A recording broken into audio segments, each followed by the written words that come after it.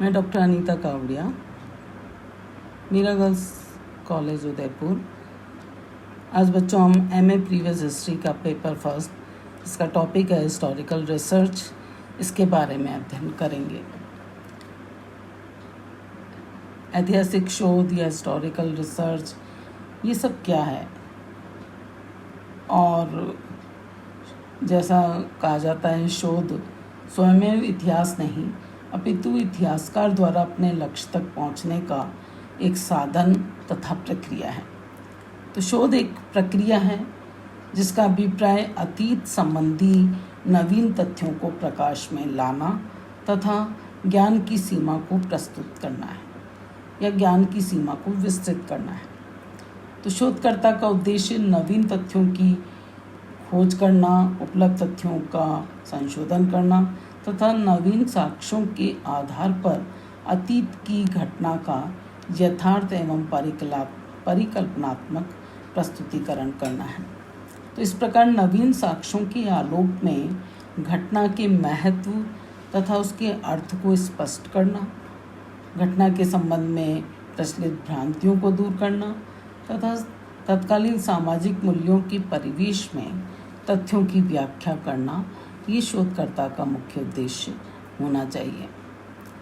मुख्य रूप से हम शोध को 3 भागों में विभक्त कर सकते हैं, और उससे पहले थोड़ी सी हम ये देखेंगे कि जो ऐतिहासिक शोध है या ऐतिहासिक गवेषणा, इसकी आधुनिक विधाएं 18वीं सदी की देन मानी गई है, और इस परंपरा के जो शिलान्यासकर्ता थे, इन्होंने बड़े परिश्रम से वैज्ञानिक विधाओं के आधार पर इतिहास का अध्ययन कर ऐतिहासिक शोध की आधारशिला तैयार की थी। और वो जानते भी थे कि विज्ञान ने भौतिक जगत में क्रांतिकारी परिवर्तन करके मानव जीवन के लिए सुखद परिणाम प्रस्तुत किए हैं, और यदि वैज्ञानिक विधाओं का प्रयोग इतिहास के अध्ययन में भी किया जाए तो इस विषय के महत्व तथा इसकी उपयोगिता में अवश्य वृद्धि होगी। तो इसी प्रक्रिया के अंतर्गत हम इतिहास को मुख्य रूप से ऐतिहासिक शोध को 3 भागों में विभक्त कर सकते हैं। नवीन तथ्यों की गवेषणा पहला, दूसरा उपलब्ध तथ्यों की नवीन व्याख्या, और तीसरा सिद्धांतों के परिवेश में तथ्यों का निरूपण। तो शोध का अभिप्राय अतीतकालिक घटना के संबंध में नवीन सूचना, तथ्य तथा विचार का प्रस्तुतिकरण है। भारतीय इतिहास में इस प्रकार के प्रमाण प्रचुर मात्रा में उपलब्ध हैं। जैसे सर्वप्रथम प्रिंसेप ने ब्राह्मी लिपि को पढ़कर अशोक महान के संबंध में अज्ञात तथ्यों को प्रकाशित किया। उनके इस शोध ने, उनके इस रिसर्च ने, उनके इस खोज ने अशोक सम्राट के संदर्भ में शोध के लिए अनेक विद्वानों का ध्यान आकृष्ट किया था। इसी तरह से शोध की दूसरी प्रणाली जो जटिल भी है कि नवीन तथ्यों की या उपलब्ध तथ्यों की नवीन व्याख्या करना।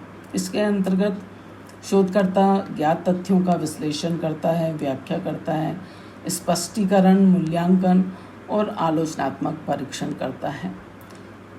इस स्तर पर शोधकर्ता से अधिकाधिक मानसिक प्रक्रियाओं की अपेक्षा की जाती है, क्योंकि शोधकर्ता अपने पूर्ववर्ती लेखक के विचारों की आलोचनात्मक ढंग से व्याख्या करके उसके निष्कर्ष को गलत सिद्ध करता है तथा उसके स्थान पर अपने विचारों को प्रस्तुत करता है। जैसे भारतीय इतिहासकारों ने स्मिथ के ऑक्सफोर्ड हिस्ट्री ऑफ इंडिया तथा अकबर द ग्रेट मुगल, ये जो उसकी रचनाएं थी, उसमें वर्णित विचारों को गलत सिद्ध किया। जैसे स्मिथ ने अकबर के दीन इलाही के विषय में लिखा है कि दीन इलाही अकबर की बुद्धिमत्ता का नहीं अपितु मूर्खता का परिचायक है। तो पाश्चात्य इतिहासकारों ने अपनी भाषा में अपने दृष्टिकोण से तथा अपनी रुचि के अनुसार भारतीय इतिहास का लेखन किया, लिखा। अपने आधार पर उन्होंने सब तोड़ मरोड़ कर सब लिखा, और इन पाश्चात्य इतिहासकारों का जो उद्देश्य भी था वो एकमात्र उद्देश्य मुस्लिम शासकों की अपेक्षा भारतीयों के लिए ब्रिटिश शासन की उपादेयता को सिद्ध करना था। लेकिन भारतीय शोधकर्ताओं ने बड़े परिश्रम से अतीत का निरूपण, व्याख्या और मूल्यांकन किया। उन लोगों ने पाश्चात्य इतिहासकारों के विचारों को गलत सिद्ध किया। Professor SR. शर्मा ने अकबर की दीन-ए-इलाही की नीति की उपादेयता और औचित्य को सिद्ध करते हुए लिखा है कि दीन-ए-इलाही अकबर की राष्ट्रीयता संबंधी उच्च कोटि का आदर्श था। प्रोफेसर ईश्वरी प्रसाद ने भी इस दृष्टि में दीन-ए-इलाही को भ्रातृत्व का परिचय कहा है।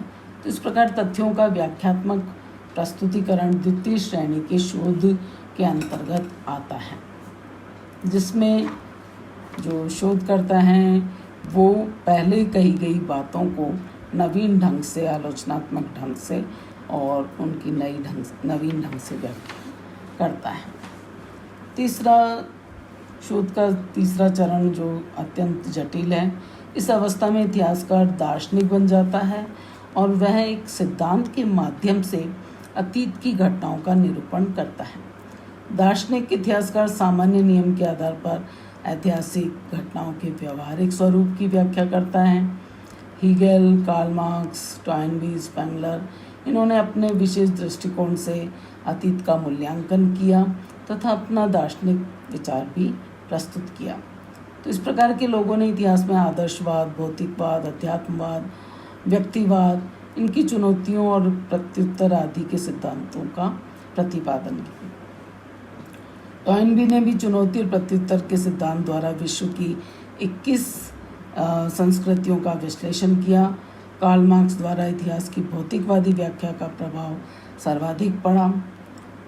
तो इन विद्वानों की मौलिक रचनाएं शोध का सर्वोच्च आदर्श प्रस्तुत करती हैं। अगले उसमें हम देखते हैं कि शोधकर्ता में आवश्यक गुण क्या होने चाहिए।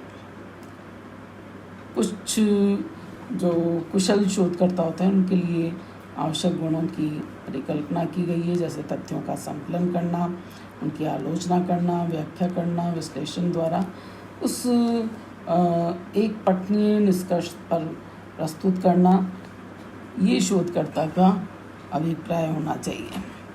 सभी शोधकर्ताओं में ये विशेष योग्यता नहीं हो सकती, या कुछ सारे इतिहासकार कुशल इतिहासकार नहीं हो सकते हैं। इसके लिए उनमें एक विशेष योग्यता की आवश्यकता होती है। तो अनेक विद्वानों का संबंध इतिहास अध्ययन से नहीं रहा, फिर भी उन्होंने इतिहास की मौलिक रचनाएं प्रस्तुत की।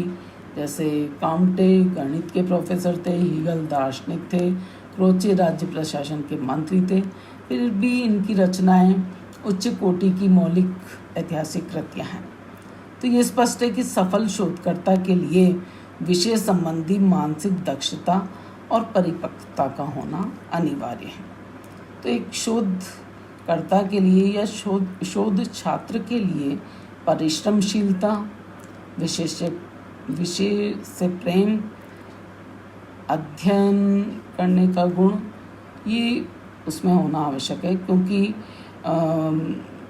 शोध जो है विषय स्नातक और स्नातकोत्तर विषय की भांति निश्चित अवधि के लिए नहीं होता। जैसे स्नातक 3 साल के लिए, स्नातकोत्तर 2 साल के लिए, ऐसे शोध इस निश्चित अवधि तक नहीं होता, क्योंकि शोध विषय की अनेक समस्याएं होती हैं जिनका समाधान निश्चित अवधि में असंभव है या फिर कठिन अवश्य होता है। तो ये अनुमान लगाया जा सकता है कि एक निश्चित अवधि में शोध के लिए कई समस्याएं आ सकती हैं। तो शोध छात्र का उद्देश्य श्रेष्ठ रचना का प्रस्तुतिकरण होना चाहिए और उसमें परिश्रमशीलता और अध्ययन का या लगन, ये सब बहुत आवश्यक है। साथ ही धैर्य के साथ बौद्धिक गुणों की भी एक शोधकर्ता में अपेक्षा की जाती है। कुछ तथ्यों के आधार पर तुरंत निष्कर्ष प्रस्तुत कर देना चाहिए, लेकिन अंतिम निष्कर्ष के प्रस्तुतिकरण के पहले उसे यथार्थता के विषय में पूर्ण रूप से आश्वस्त होना चाहिए। तथ्यों और स्रोतों की यथार्थता को सिद्ध करने के लिए शोधकर्ता को आलोचनात्मक पद्धति से भी अवगत होना चाहिए। बौद्धिक दक्षता के अभाव में वह अनेकता में एकता की स्थापना नहीं कर सकेगा। तो ऐतिहासिक विधाओं का ज्ञान इन समस्याओं के समाधान में सहायक होता है। इसके लिए शोधकर्ता में साहित्यिक गुण की भी अपेक्षा की जाती है, क्योंकि इतिहास विज्ञान कला का सुंदर समन्वय होता है और इतिहासकार के निष्कर्ष का प्रस्तुतिकरण कलात्मक ढंग से पाठकों के लिए रुचिकर और ग्राह्य भी होना चाहिए। इसके अलावा प्रत्येक शोधकर्ता के लिए आलोचनात्मक सिद्धांत भी एक प्रकार की दीक्षा है। इसके अभाव में कोई भी सफल इतिहासकार नहीं हो सकता। इस दीक्षा का अभिप्राय इतिहास को अधिकाधिक यथार्थ बनाना है और आलोचनात्मक सिद्धांत का तात्पर्य इतिहास के प्रत्येक वाक्य को यथा तथ्य बनाना है और जो कि पूरी तरह से तथ्यों पर आधारित हो, न कि साहित्यकार और उपन्यासकार की भांति उसका वाक्य कल्पित हो। तो ऐतिहासिक खोज या गवेषणा की इस प्रारंभिक प्रक्रिया को ऐतिहासिक विधि की संज्ञा दी जा सकती है और शोध में इसका यथोचित क्रियान्वयन तभी संभव है जब शोधकर्ता में कुछ व्यक्तिगत गुण हों।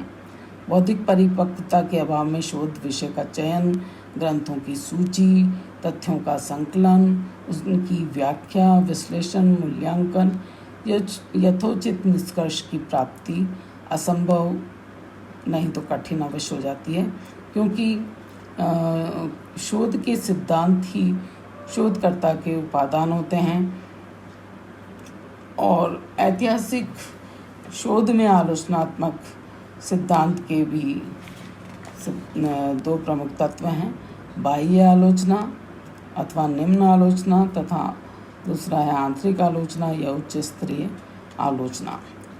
बाह्य आलोचना का अभिप्राय प्रारंभिक और आयोजनात्मक होता है, जिसे निम्न स्तरीय आलोचना भी कहते हैं। इसके माध्यम से शोधकर्ता पांडुलिपि, पुस्तक, अभिलेख, शिलालेखों की विश्वसनीयता को सिद्ध करता है और ऐतिहासिक स्रोतों के मूल स्वरूप में भी परिवर्तन देखा गया है। तो इसका अध्ययन वो बड़ी सावधानी से उसे करना चाहिए, क्योंकि धनोपार्जन के लिए पांडुलिपियों को पुनः लिखकर उसे मूल पांडुलिपि कहकर भेज देते हैं। तो ऐसे भी हमें इतिहास अध्ययन के क्षेत्र में चोरबाजारी की बढ़ती हुई प्रवृत्तियाँ देखने को मिलती है। तो इसको रोकने के लिए वैज्ञानिक इतिहासकारों ने मूल पुस्तक, लेखक तथा उसके समय की विश्वसनीयता को सिद्ध करने की आवश्यकता महसूस की थी। बाह्य आलोचना के अंतर्गत शोधकर्ता के लिए ये जानना आवश्यक है कि मूल पुस्तक का स्वरूप क्या है, इसका लेखक कौन है, पुस्तक कब और कहाँ क्यों लिखी गई। शोधकर्ता का ये भी कर्तव्य हो जाता है कि वह लेखक की जाति, धर्म, राजनीतिक दलों से संबंध की भी जानकारी प्राप्त करे। उसे आश्वस्त होना चाहिए कि जिस प्रति का प्रयोग वह कर रहा है वह मूल प्रति है अथवा प्रतिलिपि है। यदि मूल प्रति नहीं है तो गलतियों की संभावना हो सकती है। आधुनिक शोधकर्ता से ये अपेक्षा की जाती है कि वे त्रुटियों को दूर कर विश्वसनीयता का प्रकाशन करें। ऐतिहासिक शोध की इस विधि के द्वारा शोधकर्ता का प्रयास वास्तविक स्वरूप की पुनर्प्राप्ति होती है। यदि इतिहासकार का दृष्टिकोण द्वेषपूर्ण और पक्षपातपूर्ण हो तो इससे शोधकर्ता को भी अवश्य अवगत होना चाहिए।